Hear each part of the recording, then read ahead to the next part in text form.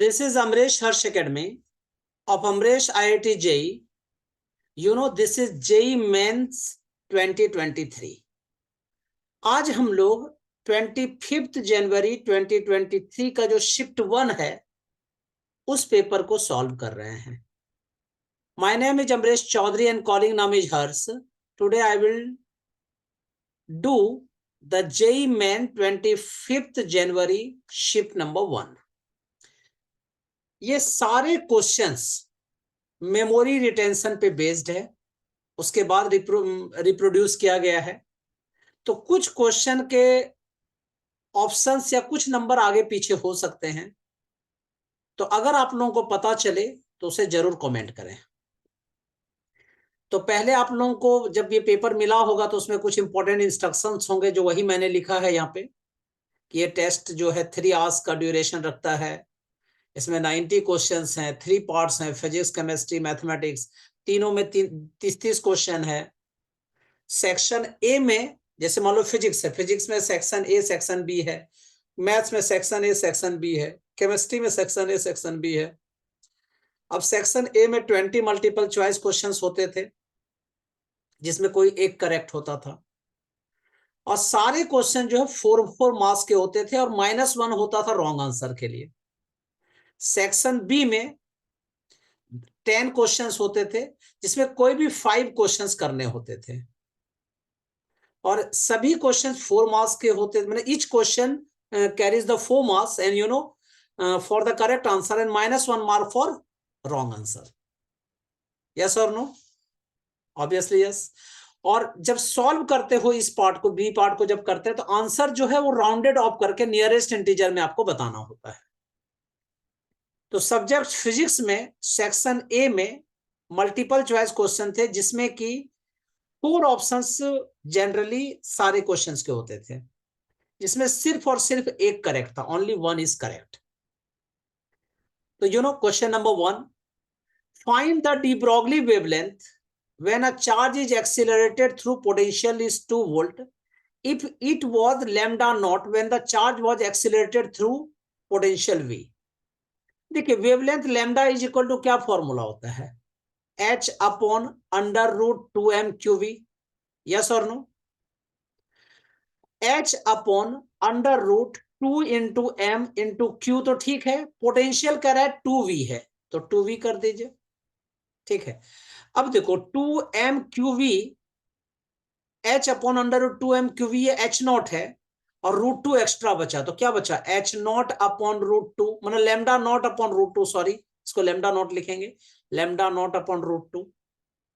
Then your answer should be D number. Yes और no?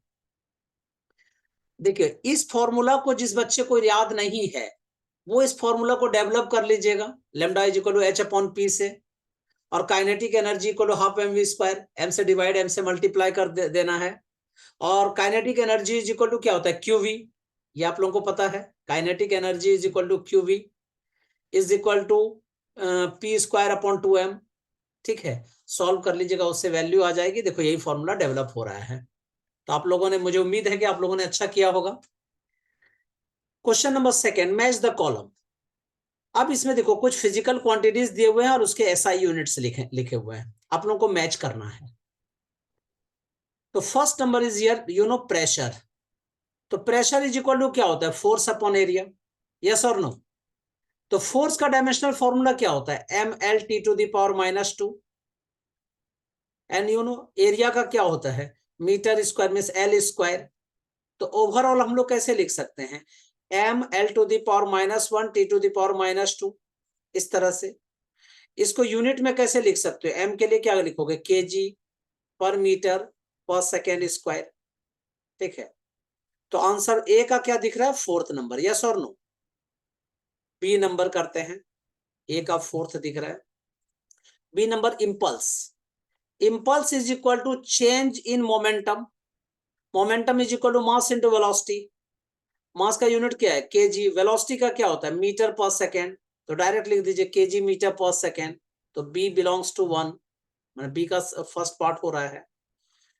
Coefficient of viscosity, इसके 2-3 फॉर्मूले मैंने बताए थे, मैंने कहा था हमेशा इजी फॉर्मूला यूज करो। तो देखो विस्कस फोर्स का जो फॉर्मूला था 6 पाई ईटा आरवी, तो ईटा इज इक्वल टू क्या हो जाएगा बताइए, एफ अपॉन 6 पाई आरवी, यस और नो। अब सब का यूनिट लिख दीजिए। फोर्स का क्या होता है, न्यूटन, मतलब M L T to the power -2, या इसको ऐसे भी लिख सकते हो केजी मीटर पर सेकेंड स्क्वायर, यस और नो। 6 पाई कांस्टेंट है, उसका कोई भी डायमेंशन नहीं होगा, उसकी कोई भी यूनिट नहीं होगी। आर क्या है, रेडियस, तो क्या हो गया मीटर। और वी यहाँ पे क्या है, वेलोसिटी, तो क्या लिखोगे मीटर पर सेकेंड। ठीक है, मीटर मीटर कट, इसको ऊपर शिफ्ट कर दीजिए, तो you know KG metre to the power -1 second to the power -1।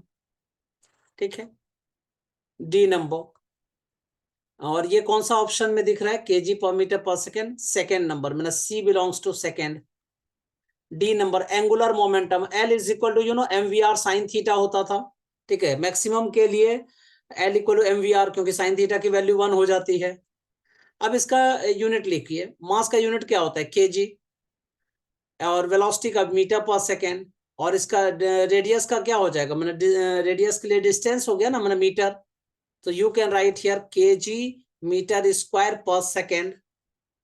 So D belongs to K G metre square per second, D belongs to third.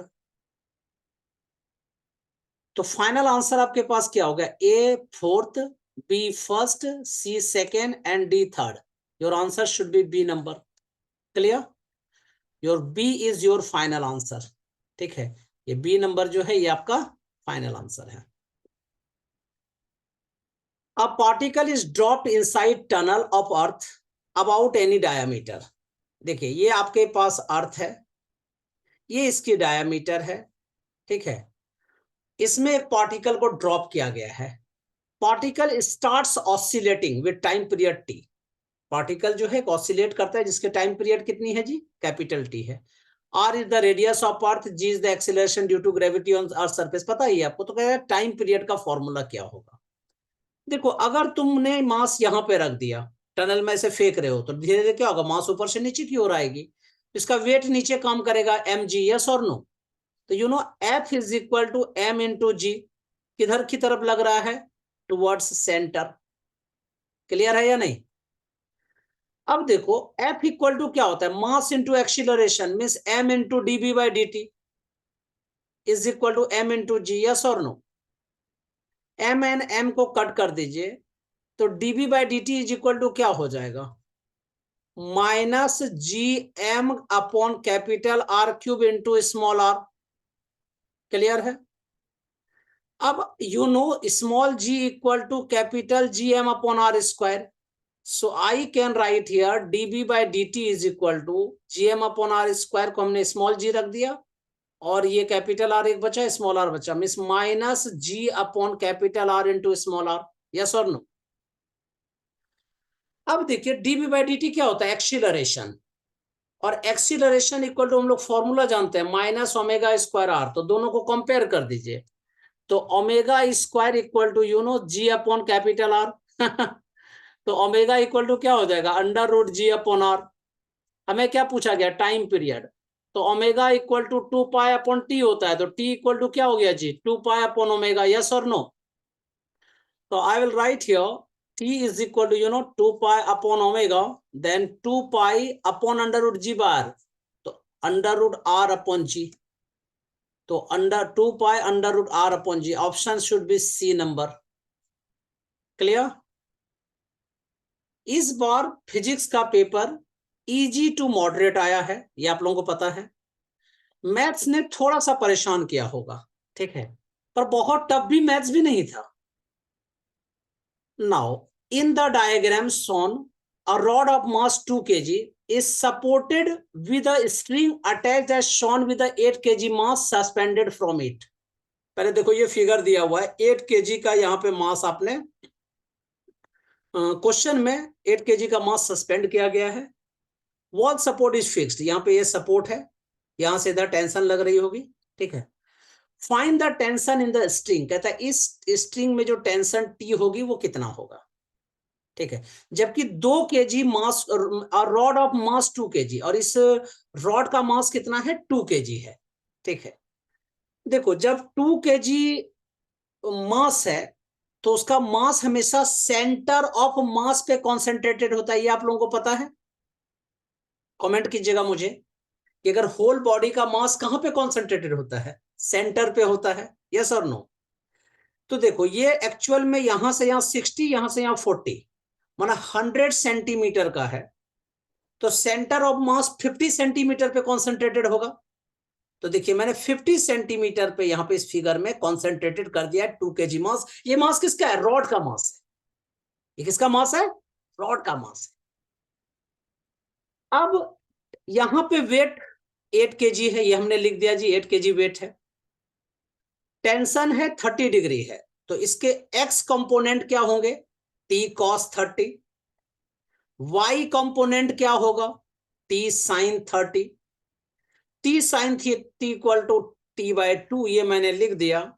T cos 30 इधर work करेगा, यहां से यहां 50 सेंटीमीटर लेंथ है, तो ऑब्वियसली इस वाले पॉइंट से इस वाले मास तक का डिस्टेंस कितना होगा? 10 सेंटीमीटर। देखो मैंने 10 सेंटीमीटर लिखा हुआ है। क्लियर? अब कहोगे सर अटेम्प्ट कैसे करें, हम लोग बढ़े कैसे? एफबीडी तो हमने बना दिया, अब हमें करना क्या चाहिए? अगर बैलेंस करने लगेंगे वेट तो हमें कुछ दिख नहीं रहा है, ठीक है। टी कॉस 30 इधर है तो इधर वाला फोर्स हमें नहीं पता। टी साइन थीटा 30 ऊपर है तो 8 kg और 2 kg नीचे लग रहा है, ये दिख रहा है, लेकिन लेफ्ट साइड और राइट साइड में तो हॉरिजॉन्टल फोर्स तो हमें दिख ही नहीं रहा है ना। तो इसके लिए मैंने क्या कॉन्सेप्ट बताया था कि जब कोई एक फोर्स मिसिंग दिखे आपको तो टॉर्क का कॉन्सेप्ट लगाइएगा। मैंने पढ़ाते समय भी बताया आप लोगों को, क्लास में मैंने बहुत बार डिस्कस किया है। तो टॉर्क अबाउट पॉइंट, अब किस पॉइंट के अबाउट निकालना है? तुम किसी भी पॉइंट के अबाउट निकाल सकते हो, यहां यहां यहां कहीं भी। हमने इस पॉइंट का नाम जो है ए ले लेते हैं, ए के अबाउट निकाल दिया। तो torque about point A is equal to 0, मतलब मैं ऐसे लिख सकता हूं vector of tau is equal to 0, यही कॉन्सेप्ट मैंने लगाया। अब देखो 2g वेट, देखिए एक्चुअल में मास है 2 kg और इसका ग्रेविटी नीचे वेट लग रहा है g, तो 2 × g लिख देता हूं। बहुत बच्चे कहते 2 ग्राम लिख रहे हो क्या? नहीं भाई 2g लिख रहा हूं, 2 × 10 न्यूटन, ठीक है। तो नीचे वेट कितना काम कर रहा है? 2g वेट काम कर रहा है। मास 2 kg है, वेट कितना है? 2g। और यहां से डिस्टेंस कितना है बेटा? 50 सेंटीमीटर। 50 सेंटीमीटर कितना होता है? Half metre. हाफ मीटर को क्या लिखते हैं? 0.5, ठीक है। अब ऊपर में टेंशन लग रहा है, देखो डाउन साइड में हमने क्या ले लिया, ये देखो क्लॉकवाइज मूवमेंट हो रही है, तो क्लॉकवाइज मूवमेंट को पॉजिटिव लेना चाहिए, एंटी क्लॉक को नेगेटिव या वाइस वर्सा, ठीक है। तो अब हमने क्लॉकवाइज ले लिया, अब एंटी क्लॉकवाइज के लिए क्या लिखेंगे? T/2 इंटू, अब यहां से यहां टोटल डिस्टेंस कितना है? 60 सेंटीमीटर। मीटर में कैसे लिखोगे? 0.6, यस और नो? अब 8 kg का जो है उसकी भी तो वेट होगी, तो 8g वेट होगा उसका। और यहां से यहां कितना सेंटीमीटर है? 100 सेंटीमीटर मीन्स 1 मीटर, तो 8g × 1, so easy, is equal to 0। अब सॉल्व कर लीजिए, टी निकाल लीजिए, ठीक है। तो 2g × 0.5, you know 1 × g minus 0.3 × t plus 8g is equal to 0। 0.3g को अगली साइड शिफ्ट कर दीजिए, बोले भैया आप उधर चले जाइए, तो 8g + 1g become 9g, then t is equal to क्या हो गया? 9g/0.3, यस और नो? पॉइंट को ऊपर कर दिया तो कितना हो गया? 10, 3 से इसको कट कर दीजिए, 9, g की वैल्यू 10 होती है, तो 3 × 10 × 10 is equal to 300 newton. So your answer should be A number, yes और नो? नेक्स्ट, अब parallel plate capacitor of capacitance, इस क्वेश्चन के बारे में मैं कुछ नहीं कहूंगा, बाकी आप लोग समझदार हैं। Parallel plate capacitor of capacitance C has plate area 40 centimetre square end plate separation is 5 millimetre. पहले फिगर बना लो, ये आपके पास पैरेलल प्लेट कैपेसिटर है, ठीक है। इसकी कैपेसिटी C है, इसका एरिया 40 सेंटीमीटर है स्क्वायर है, और इसका सेपरेशन यहां से यहां कितना है? 5 millimetre, you know. If a dielectric slab of K = 4, बहुत अच्छे, देखिए मैंने फिर फिगर को अच्छे से बना लिया। कह रहा है कि डाइलेक्ट्रिक स्लैब है जिसकी की डाइलेक्ट्रिक कांस्टेंट 4 है, उसकी थिकनेस 4 मिलीमीटर, उसको इंट्रोड्यूस कर दिया गया उस प्लेट में, तो इंट्रोड्यूस कर देते हैं जी। लीजिए यहां से हमने इंट्रोड्यूस कर दिया, ठीक है। देखो ये मैंने क्या किया, इंट्रोड्यूस कर दिया। ये क्या है, ये 4 मिलीमीटर वाला प्लेट है। क्लियर, यहां से यहां कितना हो गया बेटा, 4 मिलीमीटर। तो यहां से यहां बचा कितना, 1 millimetre. Then the new capacitance will be what, जब हम लोग सब क्या कहते हैं, इंट्रोड्यूस कर देते हैं, कहते हैं अब उसकी क्या कहते हैं, कैपेसिटेंस की वैल्यू क्या होगी, मतलब नया सी क्या होगा, मतलब सी डैश क्या होगा। अगर मैंने कहा यहां सी है तो मतलब कैपेसिटी, तो यहां पर सी डैश कितनी होगी। तो देखो अगर यहां पहले जब नॉर्मल प्लेट की कैपेसिटर होती है, कैपेसिटेंस होती है epsilon naught A upon D, yes और नो। अब डी की वैल्यू कितना है, 5 मिलीमीटर, तो मिलीमीटर में ही रहने देते हैं अभी। तो एप्सिलॉन ए अपॉन 5। अब आपने 4 मीटर का इंसर्ट किया, ठीक है। तो आपको पता है ये सीरीज की तरह ट्रीट करेगा, क्यों, क्योंकि एक कैपेसिटर ये है, इसके बाद फिर एक कैपेसिटर, देखो एक मीडियम वाला कैपेसिटर और एक एयर वाला कैपेसिटर, और दोनों अगर करंट पास कराओगे तो एक ही डायरेक्शन में जाएगी, तो सीरीज हो गया। तो सीरीज में जब हो गया और इसकी कैपेसिटी मान लो C1 है, इसकी कैपेसिटी लेट कर लो C2 है, तो फाइनल कैपेसिटी कितना होगा, 1/C' equal to 1/C1 plus 1/C2। मैं ऐसे लिख रहा हूं, लेकिन अदरवाइज मैं डायरेक्ट करता हूं, प्रोडक्ट अपॉन सम, ठीक है। तो अब C1 की वैल्यू क्या लिखेंगे आप, D अपॉन, ये मीडियम वाले की बात कर रहे हैं, तो एप्सिलॉन नॉट A इंटू के, क्योंकि के टाइम्स हो जाता है। एयर का क्या लिखोगे, तो D अपॉन, इसकी तो D अलग है तो D1 D2 कर देते हैं, ठीक है। एप्सिलॉन नॉट A, क्योंकि के की वैल्यू 1 है, वहां एयर है इसीलिए। क्लियर है। D1 की वैल्यू कितनी है, 4 मिलीमीटर, सब्स्टिट्यूट कर दीजिए 4, ठीक है। सेपरेशन 4 है और डाइलेक्ट्रिक कांस्टेंट की वैल्यू 4 है, ठीक है। तो epsilon not A into 4 plus D2 कितना है, डिस्टेंस 1 मिलीमीटर अपॉन एप्सिलॉन, तो 1 अपॉन एप्सिलॉन नॉट इंटू ए। अब देखो 4 and 4 is cut, 1 upon epsilon naught A plus 1 upon epsilon naught ए, तो 2 अपॉन एप्सिलॉन नॉट ए। तो 1 अपॉन सी डैश है, तो C dash is equal to क्या होगा, रेसिप्रोकल कर दीजिए, तो C dash is equal to epsilon naught A upon 2, yes और नो। अब देखिए एप्सिलॉन नॉट ए अपॉन 2 है, and capacity epsilon naught A equal to 5c from equation first, ठीक है। तो I can write here 5c upon 2, तो 5c upon 2 that is the 2.5c, so your answer should B 2.5c। जो बच्चे बता रहे थे वो कह रहे थे कि सर ऑप्शन में कुछ ऐसा ही था, 10c 5c 15c और 20c, और आपका आंसर जो है क्या आ रहा है, 2.5c आ रहा है। तो देखो ऐसे सिचुएशन में आप लोगों को चारों में से, चारों में किसी में भी क्या कहते हैं, आंसर नहीं देना था आप लोगों को, ठीक है। खुद ब खुद इसका मास आप लोगों को मिल जाएगा। Next, a car is moving with a constant speed of 2 meter per second in circle having radius r. A pendulum is suspended from the ceiling of the car, ठीक है। देखो ये कार ऐसे जा रही है कांस्टेंट स्पीड से, ठीक है, और ये हैविंग रेडियस आर, मतलब ऐसे सर्कुलर पाथ पे जा रही है। A pendulum is suspended from the ceiling of the car, find the angle made by the pendulum with the vertical, so easy. First one, here it is horizontal and this one is the vertical. यहां पे आपने इस तरह से pendulum रखा, tension इधर T होगी, नीचे बॉब का जो वेट होगा वो mg होगा, इस साइड में कार के साथ जो सेंट्रीपिटल फोर्स काम करेगा वो mv² अपॉन r काम करेगा, यस और no. And here it is the angle theta, तो इसके दो कंपोनेंट हो जाएंगे, टी को देखो ये थीटा है, तो यहां भी थीटा इस तरह से हो जाएगी, ये टी कॉस थीटा, ये टी साइन थीटा, ठीक है। This one is the T cos theta and here this one is the T sine theta. दोनों को इक्वेट कर दीजिए, तो क्या फॉर्मूला बताया था, जब भी इस तरह से मूव करते हैं तो tan theta is equal to v² upon r into G. So v velocity is equal to 2 meter per second, and r is here 8 upon 15, and value of g is equal to here it is given 10, 5 2 जा 10, 5 3 जा 15, इसको shift कर दीजिए ऊपर, तो answer कितना हो गया 3/4, ठीक है।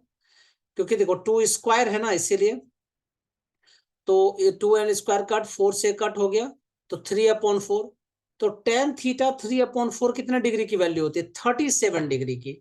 सो you know tan theta is equal to tan 37, तो theta is equal to 37 degree. Yes correct, यही आंसर ही होता है। So your answer should be C number. Next, so easy question. An EM wave माने EMW is propagating along plus z direction having electric field along positive y direction। पहले figure बना लीजिए। EMW किधर है? z direction में move कर रहा है। if this one is the x axis, here y axis, and this one is the z axis। EMW इधर की ओर मूव कर रही है। Electric field along the y direction, find the direction of magnetic field। So C cap is equal to, मतलब EMW का जो velocity है उसको C से डिनोट करते हैं, तो C cap is equal to क्या होगा? E cap cross B cap, ये फॉर्मूला होता है। तो ये किस एक्सिस में है?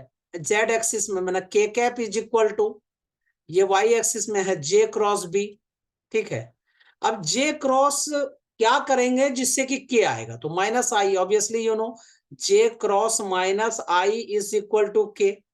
ठीक है, इस तरह का बताया भी था मैंने वेक्टर में, याद है? ये आई कैप है, ये जे कैप है, ये के कैप है। ठीक है, J cross negative I is equal to positive K. So your answer should be vector of B, direction of B is equal to minus I cap. So option is B number. Next, a Carnot engine gives 50% efficiency, efficiency से को ईटा से denote करते थे, or source temperature of 600 Kelvin, what should be source temperature if eta equal to 70% is required for the same sink temperature? eta is equal to 50%, इसका मतलब 0.5। तो eta का formula क्या होता है? 1 minus T1 upon T2, yes or no? Then 0.5 is equal to 1 minus T1 upon sink source temperature कितना है? 600 Kelvin। ठीक है, तो T1 upon 600 is equal to 1 minus 0.5 is, that means 0.5। so T1 equal to 0.5 into 600 become 300। ठीक है, eta 2 is equal to 70%, इसी को हम लोग क्या लिख सकते हैं? 0.7। फिर फॉर्मूला यहां लगा दीजिए, 0.7 is equal to 1 minus T1 upon T2, मतलब ऐसे लिख सकते हैं T1 dash upon T2 dash। 0.7 is equal to 1 minus T1 dash कितना आया था? 300, क्योंकि जो T1 वहां पे है वही T1 डैश की तरह बिहेव करेगा यहाँ पे। ठीक है, तो 300 upon T2 dash, then 300 upon T2 dash is equal to 1 minus 0.7, 0.3। So T2 dash is equal to 300 upon 0.3। Answer should be 1000 Kelvin, 1000 Kelvin। So your answer would be C number। Clear? समझ में आ रहा है सारा? If T is the temperature of a gas, then RMS velocity of gas molecule is proportional to, RMS velocity, VRMS is equal to क्या formula होता है? 3RT upon M। तो VRMS is directly proportional, T temperature constant है। ठीक है, और यहां पे जब temperature is the gas, constant नहीं दिया हुआ है, मास कांस्टेंट होता है, R कांस्टेंट है, 3 कांस्टेंट है, T कांस्टेंट नहीं है। T is the temperature of gas, तो इसका मतलब क्या हो गया? √T। तो इसका मतलब VRMS is directly proportional to T to the power half. Then your answer should be A number. So easy। The period of a pendulum at Earth surface is capital T। एक pendulum है, ऐसे pendulum बनाओ और उसका time period कितना है? Capital T है। Find the time period of the pendulum at distance from center which is twice the radius of Earth। So easy। ठीक है, कहने का मतलब अभी T दिया हुआ है अर्थ पे 2 pi under root L by G, हमें T डैश निकालना है, तो T is equal to 2 pi under root L upon G, and T dash is equal to 2 pi under root L upon G dash। Length तो same है, जी की value differ करेगी, क्योंकि radius twice कर रहे हो अर्थ का। अगर मान लो ये रेडियस तुम ट्वाइस कर रहे हो, मतलब 2r कर रहे हो, तो यहाँ पे जी की वैल्यू डिफर कर जाएगी ना। So you know G is equal to GM upon R square होता है। तो G dash is equal to क्या लिखेंगे हम लोग, G capital M upon 2r square, क्योंकि मास दोनों का सेम है। तो GM upon 4r square, GM upon R square की वैल्यू G है, तो you can write here G/4, substitute कर दीजिए। कितना इजी क्वेश्चन है, ठीक है। मुझे लग रहा है कि आप लोगों को इजी लग रहा होगा ओवरऑल। तो 2 pi into 2 under root L upon G, तो इसको क्या लिख सकते हैं, is equal to 2 times of T, then your answer should be D number. A particle travels half of total distance with speed v1। मैंने क्या कहा था, जब भी इस टाइप का क्वेश्चन रहे तो लेंथ हमेशा 2x लेना चाहिए, कैलकुलेशन इजी हो जाता है। हाफ डिस्टेंस माना x डिस्टेंस कितना ट्रेवल कर रहा है, v1 स्पीड से ट्रेवल कर रहा है। Next half with speed v2, find the average speed, ठीक है, of the particle. So easy. Average speed is equal to क्या फॉर्मूला होता है, total distance upon total taken time, yes और no. Total distance upon total taken time. Total distance is equal to 2x, total time क्या हो गया, x upon v1 plus x upon v1। t1 is equal to क्या लिखोगे, distance upon velocity. t2 is equal to distance upon velocity, ठीक है। अब इसे solve कर दीजिए, अदरवाइज तो आप लोगों को फॉर्मूला पता ही होगा इस तरह का, मैंने हर्ष फंडा में बताया भी था, ठीक है। अमरीश हर्ष फंडा बताता हूं मैं जो बच्चों को, ठीक है।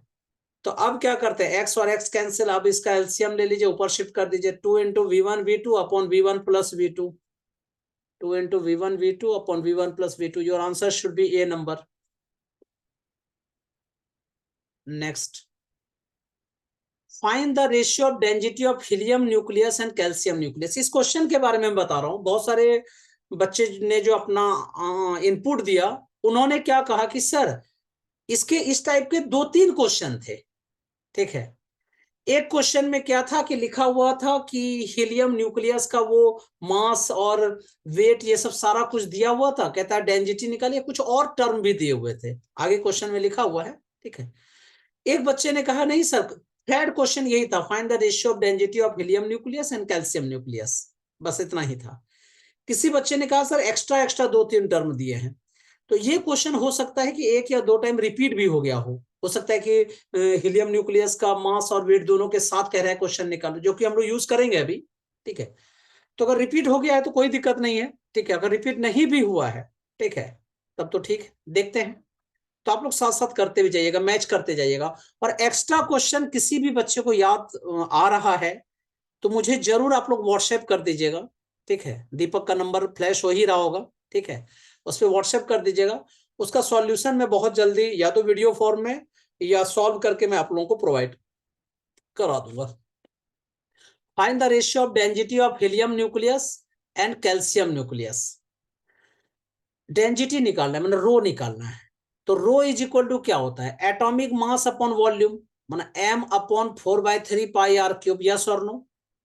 और हम लोग जानते हैं radius r is equal to क्या होता है, r0 इंटू a⁻⁴ तो यहां सब्स्टिट्यूट कर दीजिए।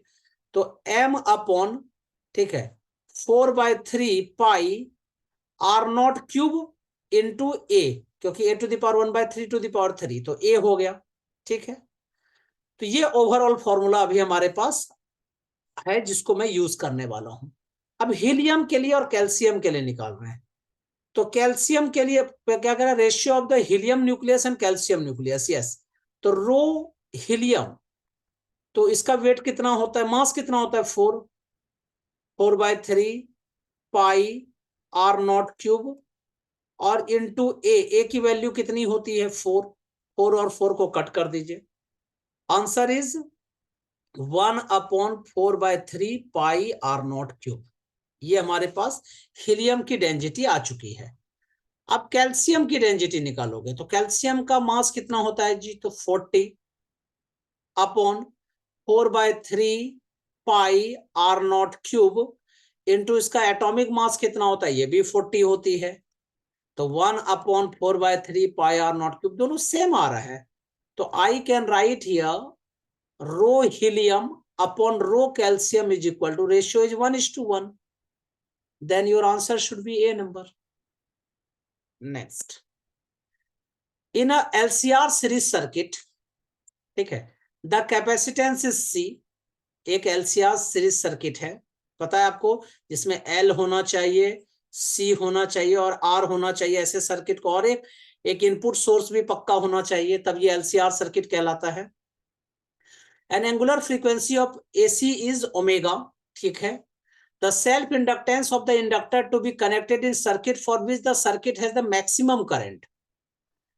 देखो, मैक्सिमम करंट के लिए मैंने रेजोनेंस बताया था कि मैक्सिमम करंट कब कब ऑब्टेन होता है, ठीक है, जब रेजोनेंट होती है। और जब रेजोनेंस कब होता है, जब omega equal to 1/√LC, yes और नो।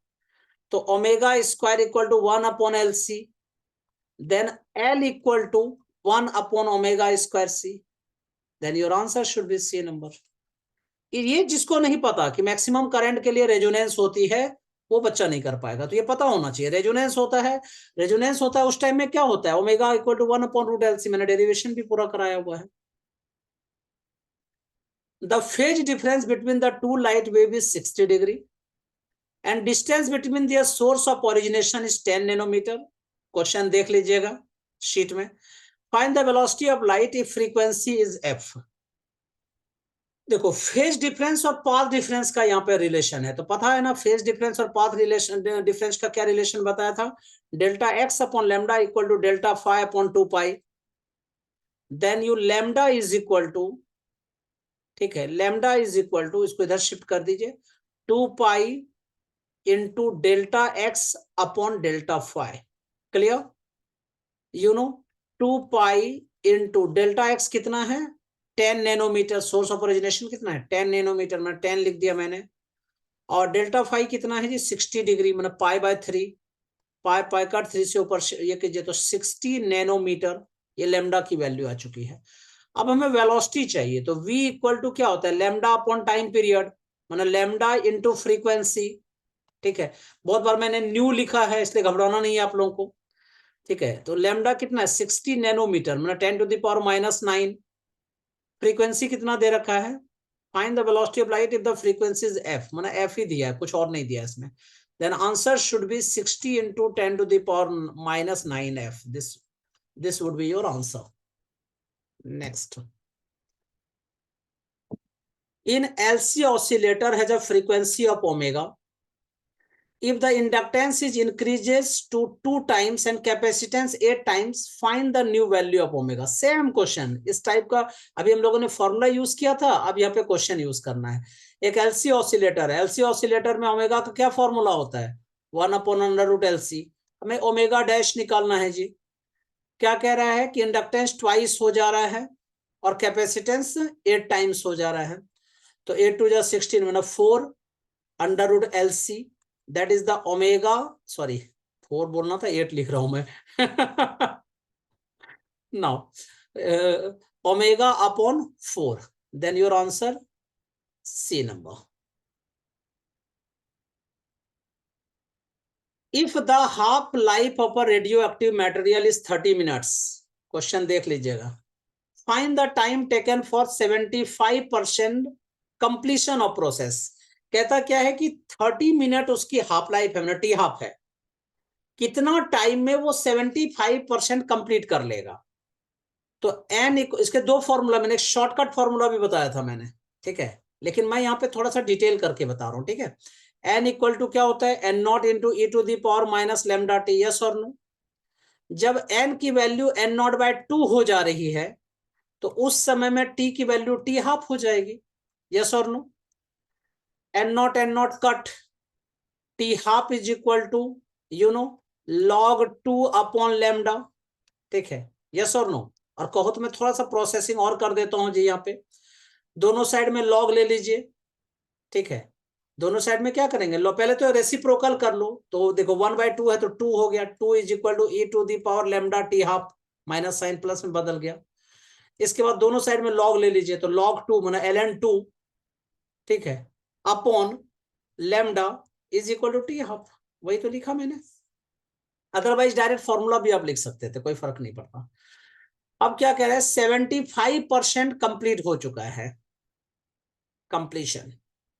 तो बचा कितना है, तो n माइनस मतलब 75% का मतलब क्या हो गया कि 3n0/4, तो बचा कितना है, तो n0/4, यस और नो। तो नाउ फॉर्मूला अप्लाई कीजिए, इसी फॉर्मूले में इसको डालिए अब, n0/4 is equal to n0 into E to the power minus lambda t 3/4, clear.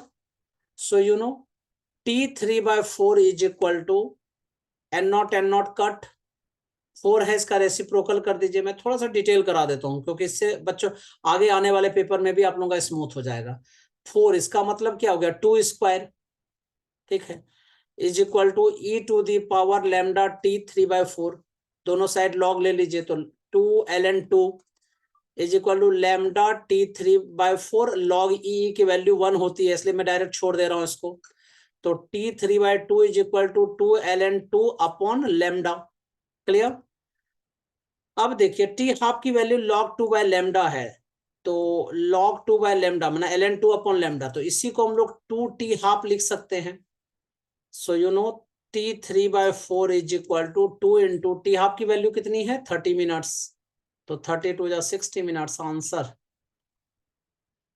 ये मैंने थोड़ा लंबा मेथड से कराया है, इसका शॉर्टकट तरीका भी मैंने कराया था, बताया था कि देखो हाफ होने में 30 मिनट लगता है, ठीक है, फिर उसका हाफ होने में 25% और होने में, तो फिर 30 मिनट लगेगा, 60 मिनट डायरेक्ट आंसर, ठीक है। ये मेरे शॉर्टकट बताया था मैंने।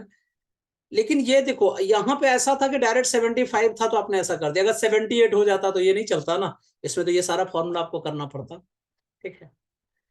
Calculate the band width of AM signal having FC equal to 20 hertz and FM equal to 5 hertz. So simple, what is the band width, तो band width is equal to 2 fermi meter, ठीक है, तो कितना हो गया 20/5 4 और into 2 become 2 fermi meter आ गया ये बैंडविड्थ, तो 2 10 जा माना 10 kilo hertz. Your answer should be B number. मैं इसको थोड़ा सा लिख के करा दे रहा हूँ। और देखिए बैंडविड्थ कैसे निकालोगे, आपके पास एफसी कितना है 20 मेगा हर्ट्ज, ठीक है, 20 इंटू 10⁶ हर्ट्ज। ये फ्रीक्वेंसी एफएम कितना है 5 किलो हर्ट्ज, तो 5 इंटू 10⁻³ हर्ट्ज, यस और नो। अब दोनों को डिवाइड कर दीजिए, इसको कितना हो जा रहा है 5 1 जा 5, 5 4 जा, तो 4 इंटू 10⁶ और 3 ऊपर चला गया, तो बचा 4 इंटू 10⁻³, यस और नो। अब 4 इंटू 10⁻³ हर्ट्ज हमारे पास है, इसका मतलब 4 किलो हर्ट्ज, ठीक है, और 4 इंटू एफएम, ठीक है, अपॉन 2 इंटू 10⁻³, तो 2 2 जा 4, answer is 10 kilo hertz answer. So your answer should be 10 kilo hertz. Consider the following statements in relation to diode. हमेशा बताता हूं मैं, इस टॉपिक से क्वेश्चन पक्का आते हैं। Assertion, photo diode is operated in reverse bias mode, ठीक है, एसर्शन सही है, रिवर्स बायोड में ही करता है। Significant current flows through a PN junction diode when it is operated in reverse biased mode, obviously, ठीक है। लेकिन दोनों का दूर दूर तक रिलेशन नहीं है। देखो photo diode operated reverse bias, ठीक है जी, PN junction diode in operator in reverse bias the significant current flows, ये भी सही बात है, दोनों सही है, लेकिन करेक्ट एक्सप्लेनेशन नहीं है। So your answer should be B number. Let ICM माना moment of inertia of the centre of mass with the moment of inertia of disc passing through the centre of mass, पता चाहिए ICM का यही मतलब ही होता है। And perpendicular to its plane, देखो ये है और परपेंडिकुलर टू प्लेन ऐसा है। Let AB is the moment of inertia about the axis AB, ठीक है, बहुत अच्छे, ये हमारा यहाँ इसके अबाउट हो गया ICM, और ये AB that is the plane of the disc and 2r/3 distance from the centre, और यहां से डिस्टेंस उसकी कितनी है 2r/3, from the center. Find the ICM upon IB. Moment of inertia about the centre of mass क्या formula होता है? Half mr square when there is perpendicular to plane. Yes और नो? Perpendicular to plane. अब ICM in plane क्या हो जाएगा? ठीक है, तो 1/4 mr square, half of the half mr square. Moment of inertia of AB is equal to, तो 1/4 mr square.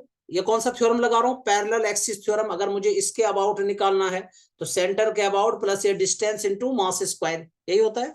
तो 1/4 mr square plus m into 2r/3 whole square. अब बच्चे कुछ कंफ्यूज हो रहे थे, जानते हैं. कुछ बच्चे कह रहे थे यहां से 2 स्मॉल r/3 है, कोई कह रहे थे 2 कैपिटल r/3 है. ऑप्शन देख के मुझे लग रहा है कि ये 2 कैपिटल r/3 है. ठीक है, अदरवाइज अगर 2 स्मॉल r/3 तब तो इसके ऑप्शन में ही आंसर नहीं आएगा, जबकि ऐसा मुझे इरिलेवेंट सा लग रहा है. एक्चुअल में यही होना चाहिए 2r/3. ठीक है, अब इसको सॉल्व कर लीजिए.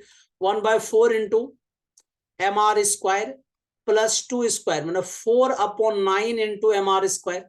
यस और नो? अब एलसीएम ले लीजिए और सॉल्व कर लीजिए. तो 4 और 9 का एलसीएम 36, तो 9 माइनस 16. ठीक है, 9 प्लस 16 सॉरी, तो 25/36 इंटू mr स्क्वायर. ये IAB है. Now ICM perpendicular upon IAB, यही कैलकुलेट करना है. ठीक है, तो is equal to half mr square. देखो, बहुत बच्चे ने मिस्टेक ये किया है, जो मुझे पता चला, बहुत सारे फ्रेंड बता रहे थे कि वो 1/4 mr स्क्वायर वाला लगा रहा था ना, वो गलत है. Perpendicular to the plane, question में लिखा है passing through the centre perpendicular to its plane, तो इसके साथ करना था. 1/2 mr square upon 25/36 mr square. यह समझ में आ रहा है पूरा अच्छे से? mr स्क्वायर कट कर दीजिए, तो half into 36/25, 18/25. Then your answer should be B number. Next. Temperature of hot soup in a bowl goes from 98 degrees Celsius to the 86 degrees Celsius in 2 minutes. Very, very interesting. The temperature of surrounding is 22 degrees Celsius. पता लग गया होगा. Find the time taken for the temperature of soup to go from 75 degrees Celsius to the 69 degrees Celsius. Assume Newton's law of cooling is valid. देखो, actual में ये लिखा हुआ है तो भी, नहीं लिखा होता तो भी मोस्ट ऑफ द केसेस में ये वैलिड होता है. एक लड़के ने स्पेशली कहा कि सर ये भी लिखा हुआ था Newton laws of cooling valid, और मैंने इसे देखते ही आंसर कर दिया सर. ठीक है, तो अच्छी बात है. तो न्यूटन लॉ ऑफ कूलिंग क्या होता है? तो by Newton's law of cooling, Newton's law of cooling, rate of cooling is directly proportional to, ठीक है, टेम्परेचर डिफरेंस. क्लियर? किसके किसके बीच में? सराउंडिंग और उस मीडियम के बीच में. ठीक है, temperature difference between surrounding and medium. ठीक है, तो फर्स्ट टाइम में जो रेट ऑफ कूलिंग है वो है 98 डिग्री सेल्सियस से लेकर 98 से 86, और ये 22 है, यही ना? तो I can write in first case R1 is equal to constant K times of, ठीक है, temperature hot soup ball goes from 98 degree Celsius to the 96 degree Celsius in 2 minutes. ठीक है, and the temperature of surrounding is 22 degree Celsius. Find the time taken for the temperature of soup to go from 75 degrees Celsius to the 69 degrees Celsius. तो सबसे पहले 98 minus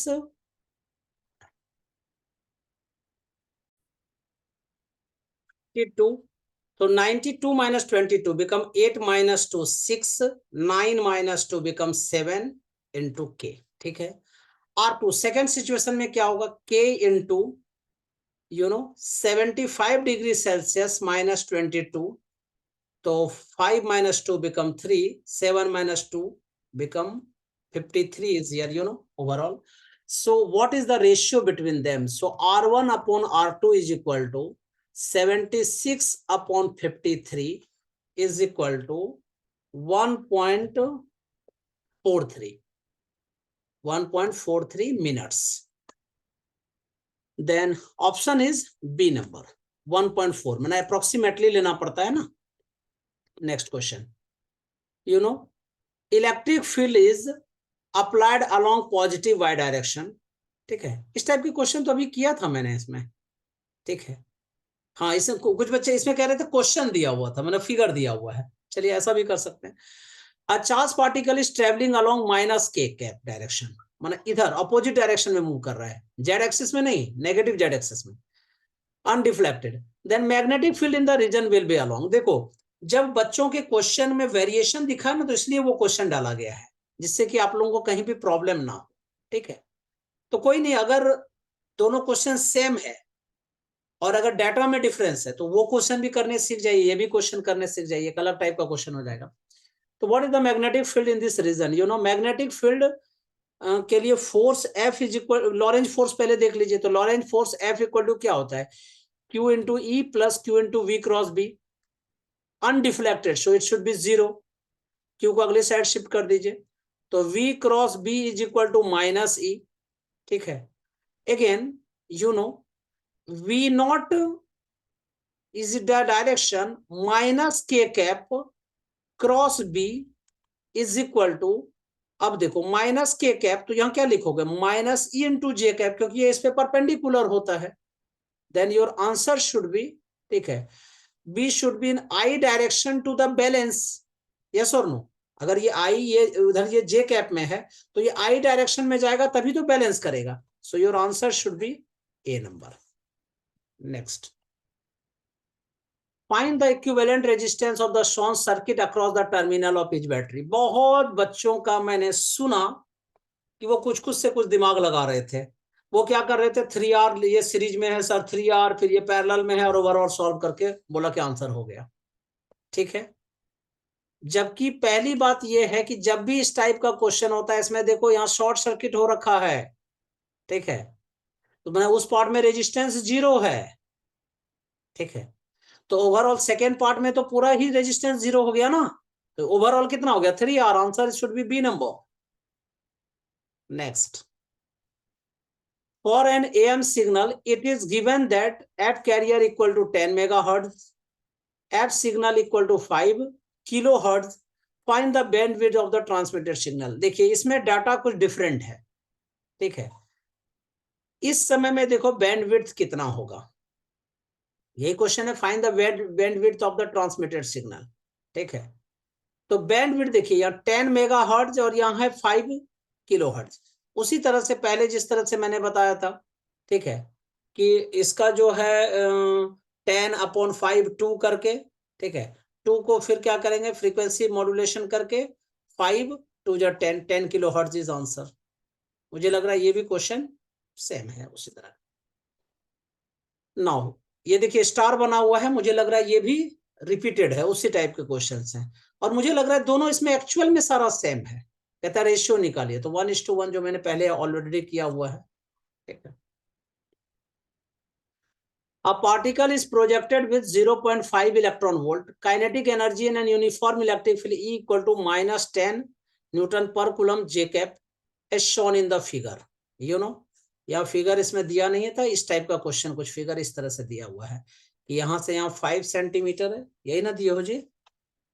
ये figure छूट गया था आपका? यस, 5 सेंटीमीटर, और इस तरह से प्रोजेक्ट किया गया थीटा एंगल से. A particle is projected with 0.5 electron volt, kinetic energy in an uniform electric field. इधर से इधर यूनिफॉर्म इलेक्ट्रिक फील्ड काम कर रहा है, as shown in the figure. Find the angle made by the particle from the x-axis where it leaves E. ठीक है, कहते हैं वो उस एंगल थीटा को बताइए जब वो छोड़कर जा रहा है इलेक्ट्रिक फील्ड को. You know, Vx is equal to V naught. Then I know AY is equal to EE upon M naught. Yes or no? Distance is equal to 5 centimeters. So 5 into 10 to the power minus 2 meter. P Y square is equal to U Y square plus 2ay, यही होता है। तो you Y 0 है तो 2ay into S Y मैं ऐसा लिख सकता हूं। तो V Y is equal to under root of 2ay S Y, तो पुट कर दो 2 into E capital E upon M not into S Y. Yes और no? Again angle tan theta is equal to V Y upon V X. ठीक है। Kinetic energy initial is equal to 0.5 electron volt. So kinetic energy equal to half M V square, तो half into M E into V X square upon E. Final velocity V X is equal to under root 0.5 into 2e upon M into E. ठीक है, तो 0.5 into 2 कितना हो गया 1, तो under root E upon M E. So tan theta is equal to V Y upon V X, तो under root 2e capital E S Y upon M E, M not या M E लिख सकते हैं इसको, both are the same thing. ठीक है, just a minute. you know tan theta is equal to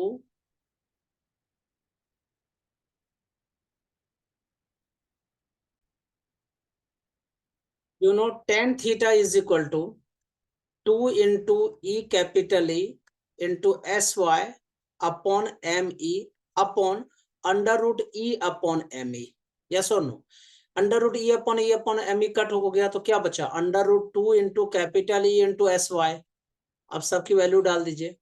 ई की value कितनी है?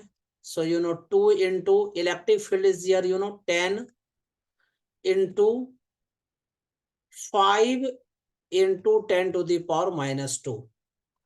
So 5 to the 10, 10 ja 100, 100 into 10 power minus 2 become 1. So tan theta is equal to 1. Then theta is equal to tan inverse 1, which is equal to 45 degree. Your answer should be theta is equal to 45 degree. Section B, numerical value type questions. देखना इसमें हम लोग अभी तक 25 तक पहुंच चुके हैं, तो कुछ कुछ क्वेश्चन रिपीट हुआ है इसीलिए हम लोग वहां तक पहुंचे हैं, और कुछ कुछ हो सकता है न्यूमेरिकल पार्ट वाला भी उधर चला गया हो। ठीक है, तो overall most of the questions मैंने डाले हैं, और अगर कुछ क्वेश्चन छूट गया है तो डेफिनेटली आप लोग कमेंट कर सकते हैं। Numerical value types question, this section contains some questions. मैंने 10 इसलिए नहीं लिखा है, ठीक है, क्योंकि हो सकता है 10 ना हो, ज्यादा हो या कम हो जाए, इसीलिए। In section B attempt any 5 questions out of 10। ठीक है, the answer to each question is numerical value. ठीक है, अगर कभी 0.625 आ रहा है तो 0.6 ले सकते हैं, 0. ठीक है, इस तरह के ऑप्शन मैंने लिखा हुआ है कि आगे पीछे थोड़ा सा कर सकते हैं। In the series sequence of 2 engines E1 and E2, as shown, T1 equal to 600 Kelvin, यहाँ पे टेम्परेचर कितना है 600 Kelvin, and T2 is equal to 300 Kelvin, मतलब ये सोर्स हो गया, ये सिंक हो गया। It is given that both the engines working on Carnot principle have same efficiency. Very good. Then temperature T at which the exhaust of E1 is fed into the E2 is equal to the 300 root n, मतलब यहाँ से जो exhaust हो रहा है, exhaust of E1 is fed into the E2 is equal to the 300 root n K, मतलब Kelvin. Value of n is equal to what? So easy. Efficiency is equal to 1 minus T upon T1. ठीक है, T1 upon T2 होता है तो T upon 600 Kelvin. Eta 2 is equal to 1 minus 300 upon T. Efficiency क्या कह रहा है, same है दोनों का, since eta 1 is equal to eta 2 according to the question. ये मैं n लिख रहा हूं, इसको ईटा कर दीजिएगा। ठीक है, efficiency are same, efficiency are same, इसलिए मैंने ईटा 1 इक्वल टू ईटा 2 लिखा है मैंने। तो 1 minus T upon 600 equal to 1 minus 300 upon T. Clear है? 1 1 cut, minus minus cut, cross multiply, T square equal to under root, मैं थोड़ा फास्ट हो गया T square equal to 600 into 300, ऐसा कर लीजिए। ठीक है, तो t equal to under root 18 into, अब देखो 20204 माना 10 टू द पावर 2। ठीक है, अब 18 को क्या लिख सकते हैं, 3 root 2 into 10 to the power 2 become 300 root 2 kelvin, ये आ रहा है। और क्वेश्चन यहाँ कह रहा है कि this is equal to the 300 root N. So 300 root n is equal to 300 root 2, 300 cut, root cut, n is equal to 2. Your answer should be n equal to 2. A solenoid of length 2 meter, ठीक है, ये solenoid है, इसकी length कितनी है 2 metre, has 1200 turns. The magnetic field inside the solenoid when 2 ampere current is passed through it is the n pi into 10 to the power minus 5 Tesla. Find the value of n, HPS. अब देखिए be inside का क्या formula होता है, mu not an I, yes और no. Capital N क्या होता है जी, नंबर ऑफ टर्न्स, तो 1200 upon 2 become 600 number of turns पर यूनिट लेंथ हम लोग लिख सकते हैं. ठीक है, यू नो ये हमारा क्या हो गया, एन हो गया, नंबर ऑफ टर्न्स पर यूनिट लेंथ. ठीक है, and current I is equal to you know here it is the 2 ampere. B equal to you should write mu naught into ni. So mu naught की value क्या होती है 4 pi into 10 to the power minus 7. I कितना है 2 ampere. ठीक है, और n कितना है 600. ठीक है, तो अब सॉल्व कर लीजिए इसको. 6 2 जा 12 4 जा 48 into 10 to the power minus 7 और plus 2 10 to the power minus 5. ठीक है, पाई एंड टेस्ला, यही ना मैग्नेटिक फील्ड है, यस. तो क्वेश्चन है find the value of N. ठीक है, हमें वैल्यू ऑफ एन निकालना है, ऐसा कहीं तो कुछ दिख नहीं रहा है भाई. अच्छा, इक्वेट करना है इसको, yes yes, is equal to N pi into 10 to the power minus 5 tesla. This cut, this cut. ठीक है, N is equal to 48. Your answer should be 48. Clear. Next, suppose you consider a network of resistors as shown. Find the effective resistance across A and B. यहां और यहां के about में हमें effective resistance निकालना है. देखो इस सर्किट को जरा गौर करके, ये लाइन ये क्यों दिया हुआ है, कुछ लिखा नहीं है वहां पे, तो कहना क्या चाहता है. ठीक है, तुम कहोगे सर शॉर्ट सर्किट कहना चाह रहा है, तो कर दो ना उसको, इसको शॉर्ट सर्किट कर दिया मैंने. तो ओवरऑल क्या बचा, मैं फिगर फिर से बना रहा हूं. ठीक है, ये 1 ओम हो गया जी, ए पॉइंट यहां से जुड़ा हुआ है, ये बी पॉइंट जुड़ा हुआ है, ये कितने का है 3 ओम का है. ठीक है, और यहाँ कितना है जी 2 ओम, यस और नो. और यहाँ पे फिर क्या है 2 ओम है, और ये सारा शॉर्ट सर्किट किया हुआ है, तो ये हो गया 2 ओम, और ये पूरा शॉर्ट सर्किटेड है. मैं लिख देता हूं यहाँ पे, आई एम शॉर्ट सर्किटेड. मैं नहीं, ये सर्किट.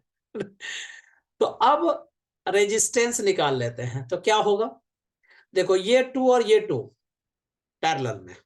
ठीक है, तो और ये और फिर बाद में सीरीज में, तो 1 ओम ये सीरीज, 3 ओम ये सीरीज, और ये दोनों पैरेलल, तो प्रोडक्ट अपॉन सम, यस और नो. अब सॉल्व कर लीजिए, तो 1 प्लस 2 2 जब 4 अपॉन 4 बिकम 1 प्लस 3. ठीक है, 3 प्लस 2 5 ohm answer. Your answer should be 5 ohm. Find the ratio of density of oxygen. देख लो ये क्वेश्चन 2 नहीं 3 बार रिपीट हो गया है.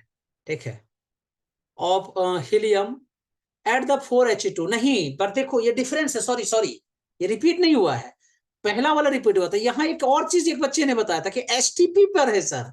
ठीक है, find the ratio of density of oxygen 1608 to the density of helium 4He2 at STP. Yes, इसी ने गोलमाल कर दिया है. ठीक है, अब इस क्वेश्चन को आपको अलग तरीके से करना पड़ेगा. ठीक है, रो 1 अपॉन रो 2 इसमें भी निकालना है, लेकिन इसमें कुछ और दे रखा है. ठीक है, कहता है एसटीपी पर लीजिए, तो इसके लिए फॉर्मूला मैंने बताया था, P upon rho is equal to RT upon M. Yes और नो. तो अब देखो यहां पे हमारे पास आर के बारे में कुछ नहीं कहा गया है, कांस्टेंट है, वो तो ऑलरेडी होता है. टी कांस्टेंट है क्योंकि एसटीपी है, स्टैंडर्ड टेम्परेचर प्रेशर. पी भी कांस्टेंट है, तो रो और एम के बीच में ही रिलेशन हुआ ना जी. तो rho 1 upon rho 2 is equal to क्या लिखोगे, M O 1 upon M O 2, ऐसा लिख सकते हैं, डायरेक्टली प्रोपोर्शनल है. ठीक है, सो इजी. अब MO1 कितना हो गया 32 ऑक्सीजन का, और हाइड्रोजन का कितना हो गया मास 4, दोनों का रेशियो 8. आंसर देखना, इसीलिए मैं पहले बता रहा था आपको कि ये क्वेश्चन रेशियो ऑफ डेंसिटीज पर मुझे ना दिखा भी कि इस बार जो सेट एनटीए ने क्वेश्चन करवाया भी है, ठीक है, तो बहुत सारे क्वेश्चन लगते हैं एक जैसे हैं, या कोई एक मेन क्वेश्चन है उसी को 2 या 3 पार्ट में अलग अलग करके दे दिया है। लग रहा है एडवांस का क्वेश्चन उठाया इन्होंने, 2-3 पार्ट करके स्लाइस बना के दे दिया। क्वेश्चन नंबर 3 एक स्लाइस दे दिया, क्वेश्चन नंबर 7 एक स्लाइस दे दिया, और 29 नंबर एक स्लाइस दे दिया, और थोड़ा थोड़ा चेंज कर दिया, बोला इसमें एसटीपी निकालो, उसमें ये निकालो, उसमें वो निकालो, ऐसा करके दे दिया है। ठीक है, नेक्स्ट। और सारे बच्चे मेरे बात से एग्री करेंगे मुझे लग रहा है। Consider the following two LC circuits. ठीक है, ये दो सर्किट्स हैं, इसका एल है सेल्फ इंडक्टेंस और इसका 8L है। Then find omega 1 upon omega 2, where omega 1 and omega 2 are the resonance frequency of the circuit first and second respectively. So easy. ठीक है, पहली बात है जब रेजोनेंस हो रही है तो मुझे कुछ कहना नहीं, वो omega equal to under root 1 upon LC, formula लगा दिया। सेकेंड वाले के लिए भी क्या करेंगे जी, 1 अपॉन 8L इंटू 2C। देखो यहाँ पे 8L है और ये 2C है, सो इजी। तो 8 टू जा 16 का रूट 4, यस और नो। अब दोनों का रेशियो निकाल लीजिए, ये ना पूछा इसने, तो 1 upon root LC into 4 root LC upon 1, root LC cut, answer is 4, then your answer should be 4। So now मैं हमारा फिजिक्स वाला पार्ट पूरा फिनिश हो चुका है, और कमिंग क्लास में हम लोग आने वाले मेन टेस्ट भी करने वाले हैं, और जेई एडवांस का भी करेंगे ही करेंगे। ठीक है, और वो 60 डेज फ्री कोर्स जो है वो भी चल रहा है, और मैथ्स के बहुत सारे क्वेश्चन एक्स्ट्रा एक्स्ट्रा डाले जा रहे हैं, वो सब डेफिनेटली कर करके आप व्हाट्सएप भी कर सकते हैं, अदरवाइज आप कमेंट भी कर सकते हैं। कोशिश करना ज्यादा कमेंट करने का, ठीक है, क्योंकि व्हाट्सएप में सारा उतना चेक करना बड़ा मुश्किल हो जाता है। देखते हैं अप्रोक्सीमेटली 36-40 जीबी के करीब डाटा आ रहा है। ठीक है, और डेली डिलीट मारना पड़ता है, चेक करते हैं डिलीट मारते हैं, तो बहुत थोड़ा सा क्या कहते हैं टाइम कंज्यूमिंग है। और आपको पता है, देखते हो रात रात में जग के मैं आप लोगों के लिए बना रहा होता हूँ, क्योंकि दिन भर में क्लासेस भी चल रही होती हैं सारे बच्चों का। ठीक है, तो आप लोगों का अब ये है कि कमिंग टाइम में मैंने कल तक अभी तो देखता हूँ मैं मैथ्स का भी बना दूंगा, लेकिन हो सकता है कल वो अपलोड हो, क्योंकि रात भी बहुत हो चुकी है। ठीक है, तो अप्रोक्सीमेटली 1 AM हो चुका है, तो अब हम लोग